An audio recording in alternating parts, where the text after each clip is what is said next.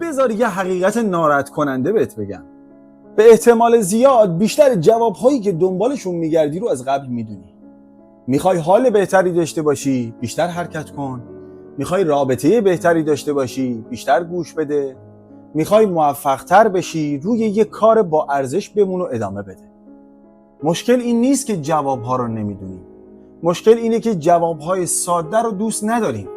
ما دنبال فرمول مخفی، ترفند جادویی و رازهایی هستیم که قراره یه شبه زندگیمون رو عوض کنن، در حالی که زندگی از اون چیزی که فکر میکنیم خیلی ساده تره.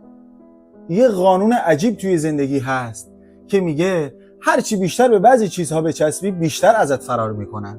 خواب رو نمیتونی به زور به دست بیاری، خوشبختی رو نمیتونی شکار کنی، عشق رو نمیتونی مجبور کنی اتفاق بیفته.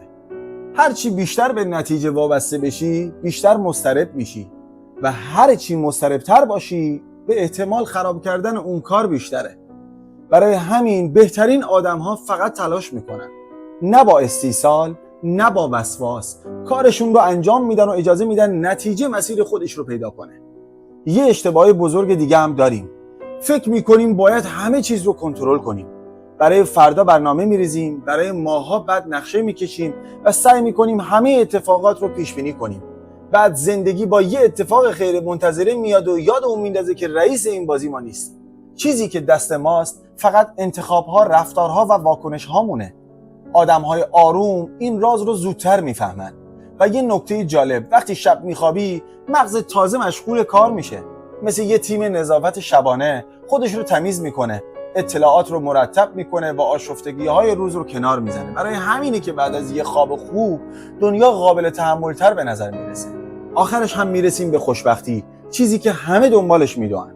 اما خوشبختی مقصد نیست، یه اثر جانبیه. وقتی روی رشد کردن، یاد گرفتن، ساختن و کمک کردن تمرکز میکنی، یهو سر و کله خوشبختی هم پیدا میشه. شاید بزرگترین راز زندگی این باشه که هیچ راز بزرگی وجود نداره. زندگی پیچیده نیست، ما فقط عاشق پیچیده کردنش هستیم. سپاس که این ویدیو رو تا آخر نگاه کردی. مرسی.